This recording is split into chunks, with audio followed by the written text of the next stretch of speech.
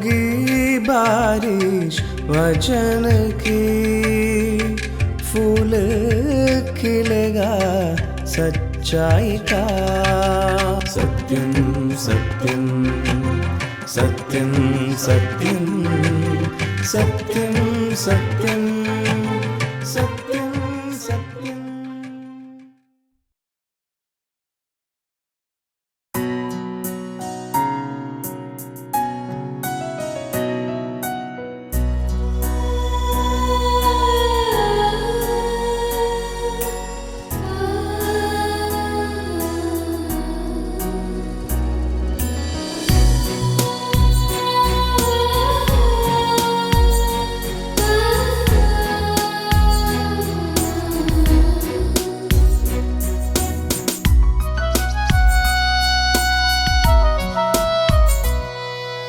खुदावन के खौफ में रहता है जो, उसकी ही राहों पे चलता है जो। खुदावन के खौफ में रहता है जो, उसकी ही राहों पे चलता है जो। अपनी मेहनत का फल वो पाएगा, अपनी मेहनत का फल वो पाएगा। होगा वो मुबारक, बरकत पाएगा। मुबारक वो शख्स है, मुबारक, मुबारक वो शख्स है, मुबारक।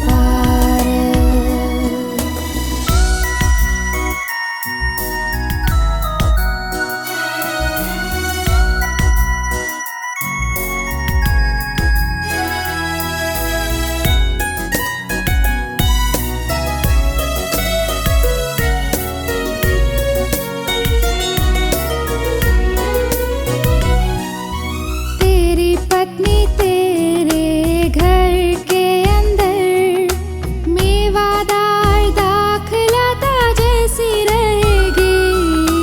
तेरे दस्तरखान पे तेरी औलाद जैतून के पौधों की मानिंद रहेगी। ऐसी बरकत उसी को मिलेगी जो कि खुदा से डरता है। अपनी मेहनत का फल वो पाएगा, अपनी मेहनत का फल वो पाएगा। होगा वो मुबारक, बरकत पाएगा। मुबारक वो शख्स है, मुबारक, मुबारक वो शख्स है, मुबारक।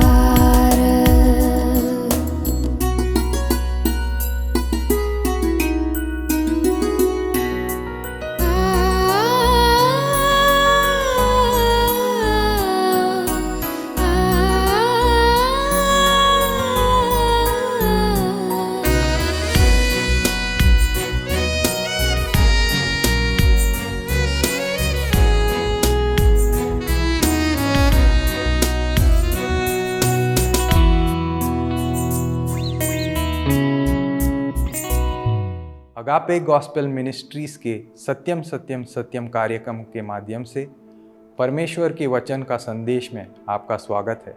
आज मैं आपको एक डाकू के बारे में बताना चाहता हूँ। डाकू कौन होता है? डाकू वो होता है जो चोरी करता है। अक्सर हम सुनते हैं इस दुनिया में कि घरों में चोरी हो गई। रात में जब घर में कोई नहीं था तो चोर आए और चोरी हुई उस घर पे। अक्सर हम ये भी सुनते हैं कि ज़रूरत पड़ने पर चोर खून भी करता है ताकि उसका मकसद जो चोरी करना है वो पूरा हो सके। आज मैं आपको ऐसे एक डाकू के बारे में, अगर दूसरी भाषा में बोला जाए तो एक चोर के बारे में बताना चाहता हूँ। 2000 साल पहले जब इज़राइल रोमी सरकार के नीचे था, वहाँ पर 2 चोर को मौत की सज़ा मिली थी। हर चोर चोरी करने के बाद ये सोचता है कि मैं कैसे बच जाऊं, और जब उसे ये मालूम चलता है कि उसे मौत की सज़ा मिली है तो वो घबरा जाता है। उसे बिल्कुल कुछ समझ में नहीं आता। यहाँ तक वो ये सोचता होगा, क्या मुझे एक और मौका मिलेगा? अगर मुझे एक और मौका मिला तो मैं फिर कभी ज़िंदगी में चोरी नहीं करूँगा। मनुष्य अपराधी ठहरता है जब कभी भी वो गलत काम करता है।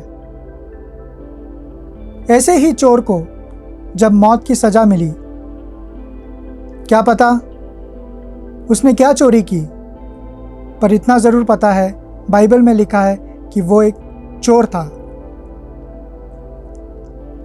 उस ज़माने में जो क्रूस की जो सज़ा मिलती थी वो बहुत भयानक होती थी। मैं आपको बताना चाहता हूँ किस प्रकार से अपराधी को क्रूस की सज़ा दी जाती थी। अपराधी को नंगा कर पीठ पर कोड़े मारे जाते थे, और वो कोड़े इस तरीके से होते थे, और उन कोड़ों के आखिरी में लोहे, नोकीले लोहे, टूटी हुई हड्डियाँ जो बिल्कुल पैनी होती थी, लगी होती थी, उससे उनके पीठ पे मारा जाता था। जहाँ पे ये टूटे हुए लोहे, पैने और नोकीले लोहे मांस के अंदर घुसकर मांस को निकालते थे, और उन्हें सताया जाता था, उन्हें मुक्कों से मारा जाता था, उन्हें पीड़ा दी जाती थी, यहाँ तक कि उनके सर के बाल भी नोचे जाते थे, उनका मजाक उड़ाया जाता था, क्योंकि वो एक अपराधी है। हाथ और पैरों में कील ठोकी जाती थी, और जब कील ठोकी जाती है तो कील हथेली की मांस को चीरता हुआ दोनों हड्डियों के बीच में, दोनों हड्डियों को अलग करते हुए हथेली की दूसरी ओर से निकलता हुआ लकड़ी पर घुस जाता था। वैसे ही कीलें दोनों हाथों में ठोककर फिर पैरों में भी कीलें ठोकी जाती थी। हमें एक छोटा सा खरोच आ जाए, हमारी पैर की छोटी सी उंगली किसी दरवाजे से अगर टकरा जाए, हमारी जान निकल जाती है, काफ़ी दर्द होता है। पर इन अपराधी को ऐसी सज़ा मिलती थी जहाँ पर उनका सांस लेना भी मुश्किल हो जाता था। ऐसा एक अपराधी जो चोर था, उसको क्रूस पे लटका दिया गया। अगर हम सोचें इस चोर का क्या जिंदगी होगा, ना समाज में इज्जत, ना डंका खाने के लिए चीज़ें उसके पास थी, पूरी भीड़ उसके खिलाफ, यहाँ तक कि उससे कोई प्रेम करने वाला भी नहीं। सारी ज़िंदगी शायद उसने चोरी ही की है,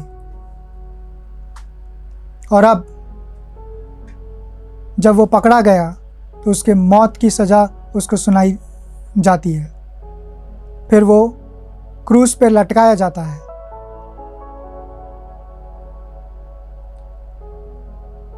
मैं आपको बताना चाहता हूँ कि वो एक अपराधी था, उसने चोरी की थी, और वो अपना दंड सही समय पे सही रीति से भुगत रहा था। पर हम ये सोचते हैं कि ऐसे लोगों का अंजाम क्या होता है। मरने के बाद शायद वो नरक में जाएगा, क्योंकि उसके काम बुरे हैं, क्योंकि उसने चोरी की है।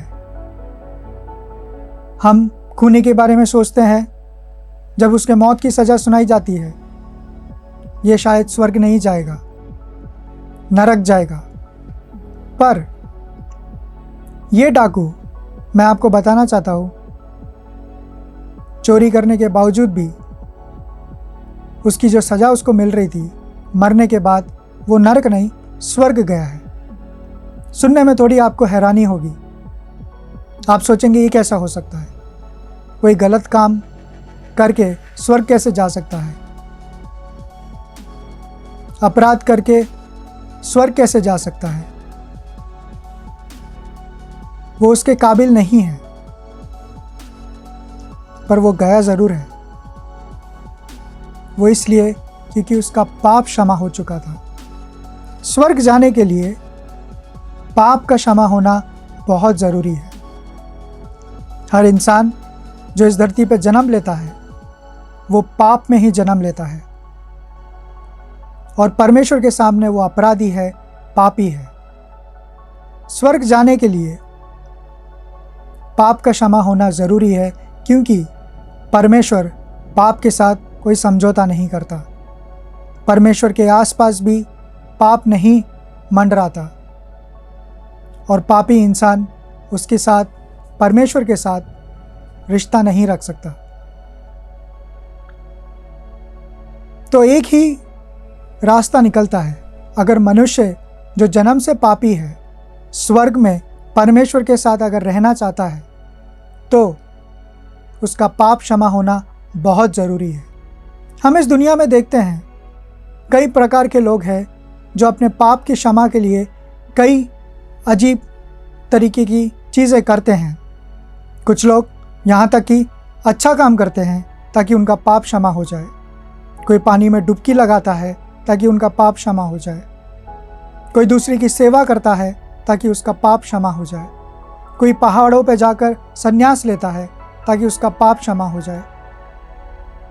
यहाँ तक कि लोग पाप का क्षमा भी मांगते हैं ताकि उनका पाप क्षमा हो जाए। आप और मैं तभी स्वर्ग जा सकते हैं जब हमारा पापों की क्षमा हुई है। बिना पापों के क्षमा के कोई भी स्वर्ग नहीं जा सकता।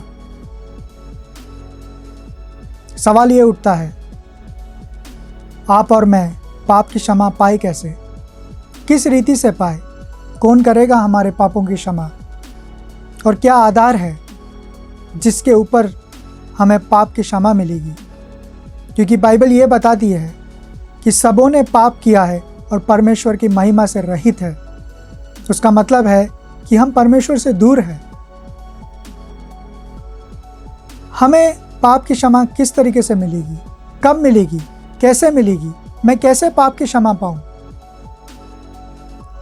बाइबल ये बताती है कि पाप की क्षमा पहले से ही मिल चुकी है। कैसे? बाइबल ये बताती है कि परमेश्वर ने इस धरती पर आकर पूरे मानव जाति के लिए पाप का जो दंड है अपने ऊपर ले लिया। अपने आप को क्रूस पर बलिदान कर कर, अपना कीमती खून बहाकर पाप का क्षमा हर उस इंसान को दिया है जो इस बात को मानता है, जो इस बात पे विश्वास करता है, इस बात को अंगीकार करता है कि प्रभु यीशु मसीह मेरे लिए इस दुनिया पर आकर, मेरे लिए अपना कीमती खून बहाकर मारे गए, गाड़े गए और तीसरे दिन जी उठे। जब ये डाकू जो अपनी सारी जिंदगी एक पापी जिंदगी जिया, ना उसे समाज से इज्जत मिली, हालांकि वो अपने घर वालों से भी शायद दूर हो चुका था, क्योंकि हम बाइबल में पढ़ते हैं वो अकेला था। वहाँ पे ऐसा कहीं नहीं लिखा है कि उनके घर वाले उसके पास आए या उसे देखने के लिए कोई आया। अक्सर डाकू दूसरे डाकू के साथ रहता है, उसकी संगति दूसरे डाकुओं के साथ होती है और वो क्रूस पे लटका हुआ था। पर क्रूस पे लटकते हुए जो उसके बाजू में क्रूस पे था, उसने उससे कहा कि परमेश्वर, जब आप आपके राज्य में आए तो मुझे ज़रूर याद करना। उसने मान लिया कि प्रभु यीशु मसीह जो मेरे साथ क्रूस पे चढ़ाए गए हैं, मेरे पापों के लिए अपना जान दिया है।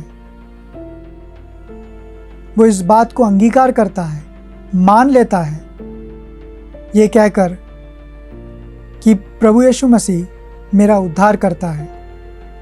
और इस बात को कहते हुए प्रभु यीशु मसीह उसको जवाब या उत्तर देता है कि आज ही तू मेरे साथ स्वर्ग राज्य में होगा।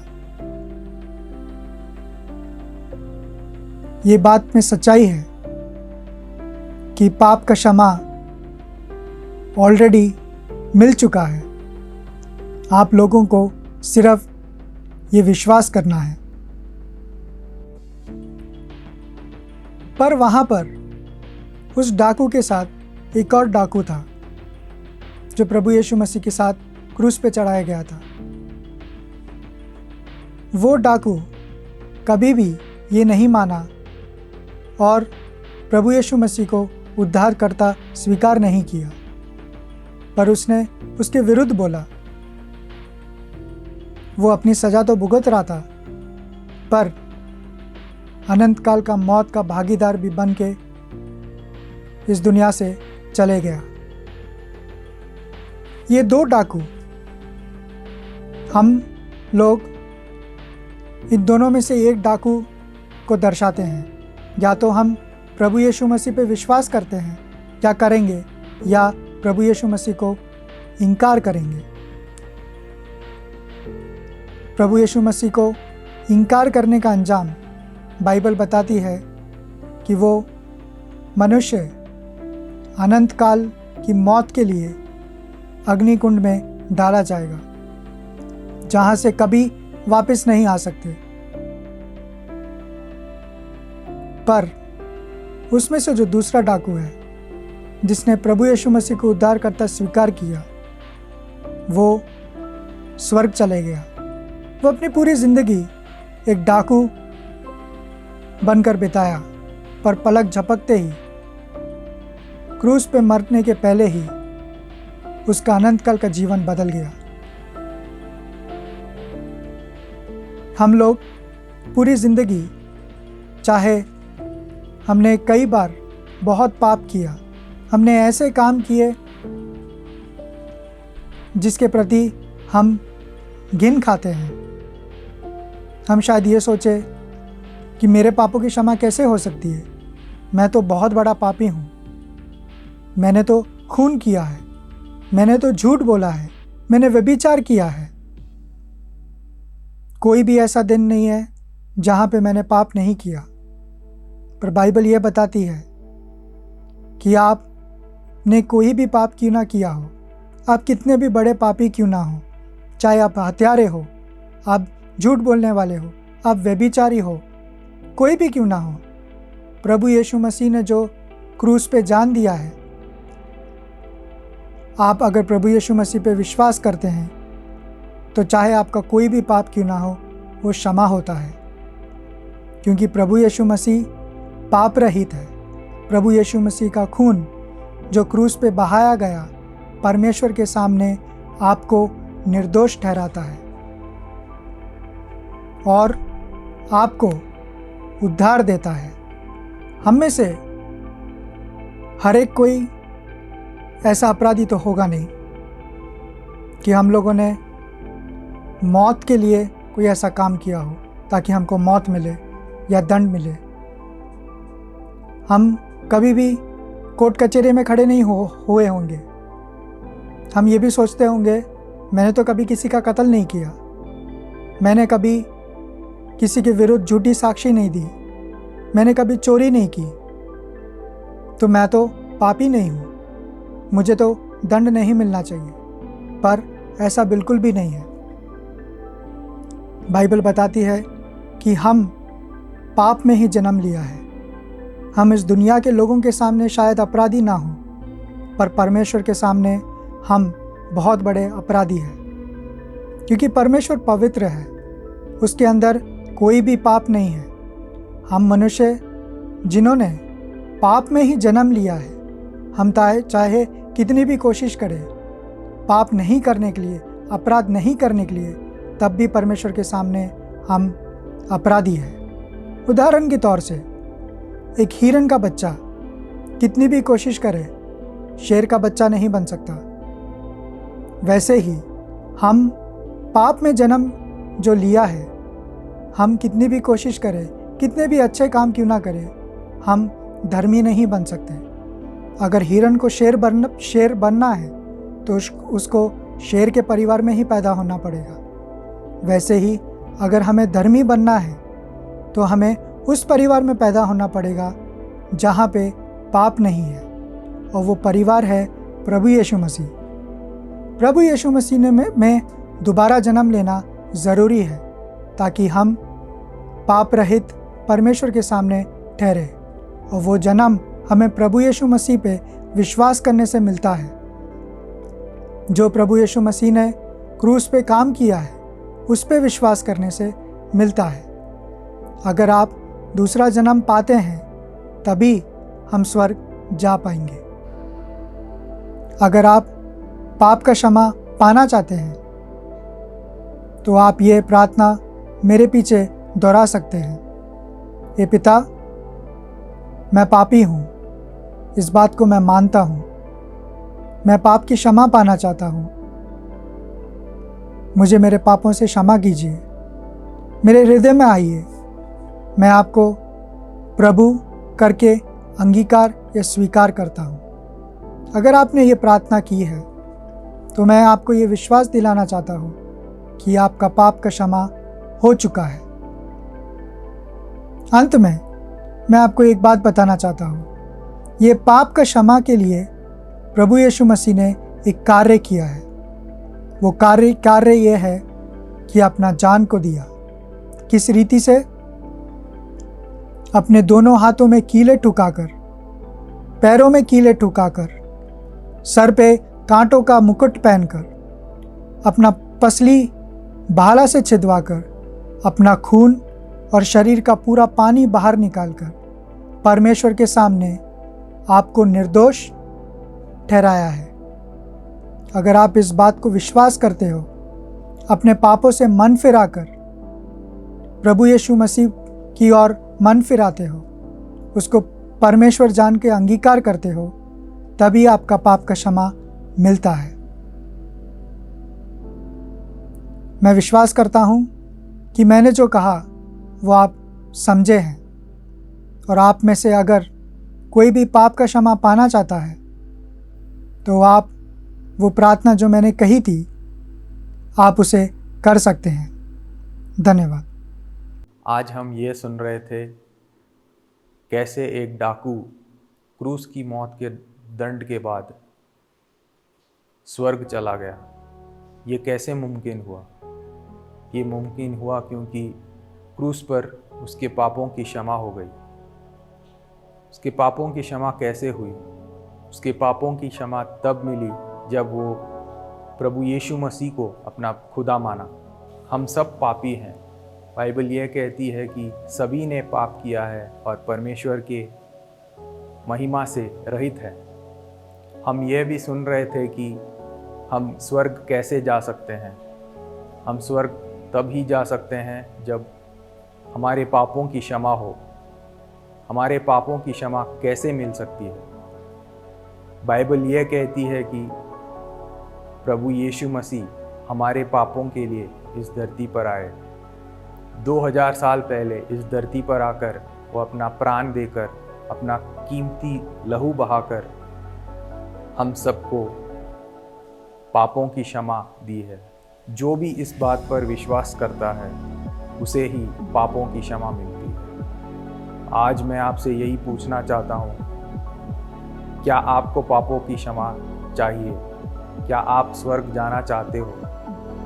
तो मेरी आपसे यही विनती है कि आप भी इस प्रभु यीशु मसीह के ऊपर विश्वास करें, इस प्रभु यीशु मसीह के बलिदान के ऊपर विश्वास करें और अपना जीवन उसके हाथ में समर्पित करें और अपना जीवन उसके हाथ में समर्पित करें। आज मैं आपके लिए प्रार्थना करना चाहता हूँ। अगर आपके जीवन में कोई परेशानी हो या कोई कठिनाई हो, उसके लिए भी, और ताकि आप इस प्रभु यीशु मसीह के ऊपर अपना विश्वास रखें और पापों की क्षमा पाए। प्यारे पिता परमेश्वर, हम आपके धन्यवाद करते हैं क्योंकि आपने प्रभु यीशु मसीह के द्वारा हमारे पापों की क्षमा दी है। प्यारे पिता, हम ये विश्वास करते हैं कि प्रभु यीशु मसीह ने हमारे लिए हमारे पापों को उठाया है और क्रूस पर अपने जीवन का बलिदान दिया है। प्यारे पिता, इस कार्य से प्रभु यीशु मसीह ने हमारे पापों से छुटकारा दिया है। पिता, हम आपसे प्रार्थना करते हैं कि आज जो भी इस संदेश को सुन रहे हैं कि आप उनके जीवन में कार्य करें, आप उनके जीवन में आशीष लाएं, ताकि वो भी प्रभु यीशु मसीह को स्वीकार कर सकें, प्रभु यीशु मसीह के कार्य के ऊपर विश्वास कर सकें। प्रभु, हम ये भी प्रार्थना करते हैं कि आप उनके जीवन में कार्य करें, आप उनके हर एक परिस्थितियों में उनकी सहायता करें और उन्हें आशीषित करें। हम ये सब प्रभु यीशु मसीह के पवित्र नाम में मांगते हैं, आमीन।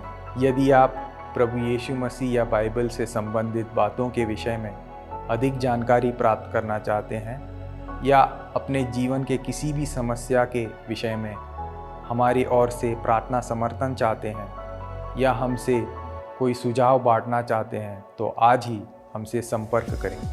हमारा पता है अगापे गॉस्पेल मिनिस्ट्री, 88 मैत्री नगर, कोल्लम 691002। हमारी ईमेल आईडी है satyamsatyamai@gmail.com। आप हमें फ़ोन या व्हाट्सएप के माध्यम से भी संपर्क कर सकते हैं। हमारा फ़ोन नंबर है 7898160067 या फिर 9960156585 पर भी संपर्क कर सकते हैं। इस प्रकार के हमारे और भी संदेश सुनने के लिए हमारे YouTube चैनल सत्यम सत्यम सत्यम या फिर हमारे Facebook पेज सत्यम सत्यम सत्यम पर जाएं।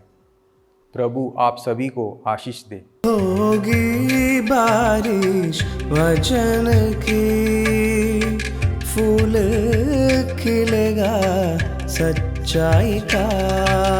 सत्यम सत्यम सत्यम सत्यम सत्यम सत्यम सत्यम।